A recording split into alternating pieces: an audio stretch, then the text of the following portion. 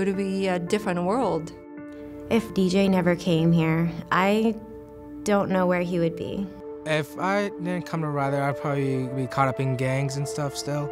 They would be serving time, not learning from their mistakes. I probably would have been in the streets if I was not at Ryther, or some person will probably steal me. I don't know where the kids would go, or who would help them, or what would happen to them. I don't think that we would see success stories like we have. I cannot imagine a world without Ryther.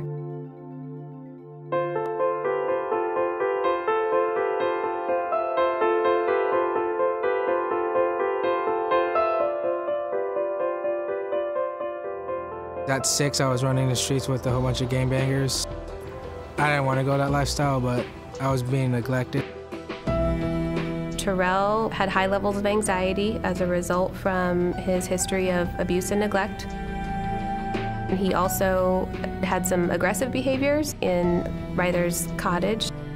Through individual and group therapy and a lot of hard work, Terrell actually became really successful at learning coping skills that he needed for emotion regulation. I learned how to control my anger. And how to separate himself from the abusive family dynamic that he'd come from. I use those skills today when I get mad or angry or upset. Terrell was in the cottage for 10 months before he transitioned to a therapeutic foster home. I believe Terrell's earlier biggest challenges was attachment. And so it took many years for him to realize that I was the mother that was raising him. When we got past that, it let him become the young man that he is today. Terrell and Elaine have actually been a family for 8 years now, and they've been a part of our TFC program the whole time. Terrell and I have really had opportunities to do things that normal families do. We've been to 2 different countries that represents our mutual cultures. Ryther and Elaine, ever since I was 14, they backed me up in every decision I made. My son, Terrell, has really taken a passion in cooking. His dream is to go to Seattle Central Community College and do the 2-year culinary program. My life's heading in a very good direction. I think I'm going to be with him for the rest of our lives. I call her my mom.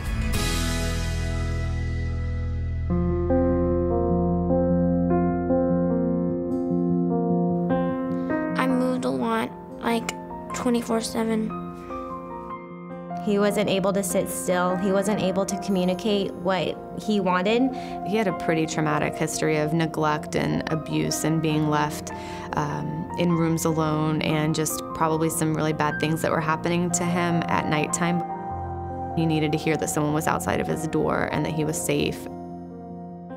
One of his treatment options that we used was the SODA program. It stands for Stop, Option, Decide, and Act. The goal of the program was for him to regulate his emotions on his own. He went to the school on campus. They worked with him specifically with his speech therapy. When I first got there, I was like unspeakable to talk because my mom, she usually never talked to me. He was behind, so they really worked with him. I didn't know how to read or do math or anything. Now, look at me. Good job, DJ.